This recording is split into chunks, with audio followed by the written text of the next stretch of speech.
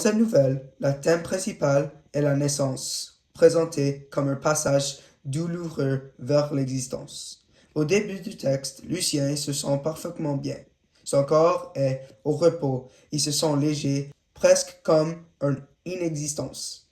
A l'impression de flotter dans l'air ou peut-être dans l'eau. Cette image suggère un état de paix totale, comme s'il était encore protégé du monde. Mais soudain, tout change. Il est réveillé par les douleurs épouvantables. Il se sent pris dans un étau, écrasé, et il pense même, je vais mourir, puis c'est la fin. Le texte insiste aussi sur sa solitude. Personne ne pouvait l'aider, et il doit franchir le passage, seul. À ce moment-là, le lecteur croit vraiment qu'il s'agit d'une mort.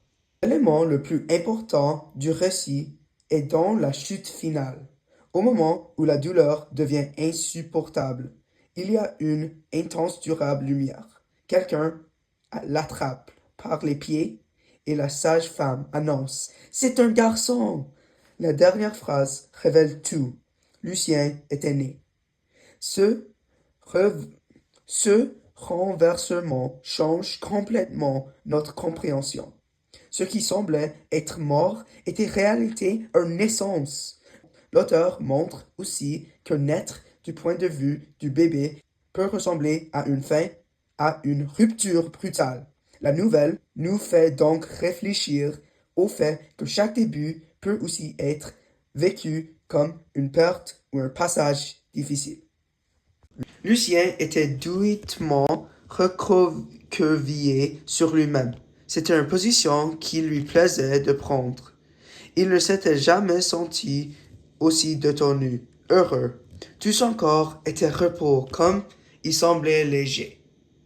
Une plume, un soupir, comme une inexistence. C'était comme s'il flottait dans l'air, ou peut-être dans l'eau.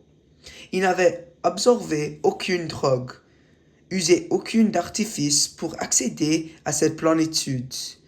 Lucien était bien dans sa peau, heureux de vivre.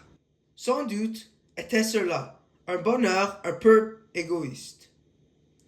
Une nuit, la malheureuse fut réveillée par des douleurs épouvantables.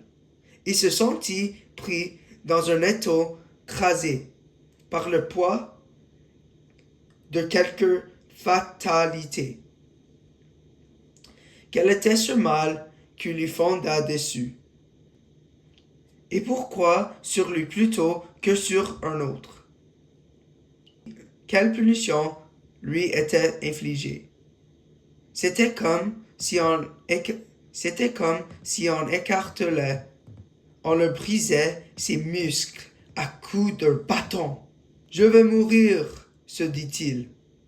Il ferma les yeux et s'abandonna à la douleur. Il était incapable de résister à ce flot qui submergeait un courant qui l'entraîne loin de ses rivages familiers. Il n'avait plus la force de bouger. C'était comme si un carcan l'emprisonnait de la tête aux pieds. Il se sentait attiré vers l'inconnu qui l'effrayait déjà. Il lui semblait d'entendre une musique abyssale. Sa résistance faiblissait, le nez attirait. Un sentiment de solitude l'envahit. Il était seul dans son épreuve. Personne ne pouvait l'aider. C'était un solitaire qu'il haït franchir le passage. Il ne pouvait en être autrement. Ses temps bataillent. Sa tête était traversée d'ondes douloureuses. C'est la fin, se dit-il encore. Il lui était impossible de faire un geste. Un moment, la douleur fut telle qu'il crut prendre la raison, et soudain, ce fut comme un déchirement en lui.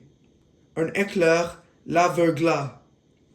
Non, pas un éclair, une intense et durable lumière, plus exactement. Un feu embrassa ses poumons.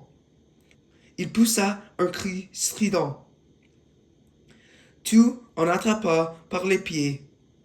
La sage-femme dit: « C'est un garçon! » Lucien était né.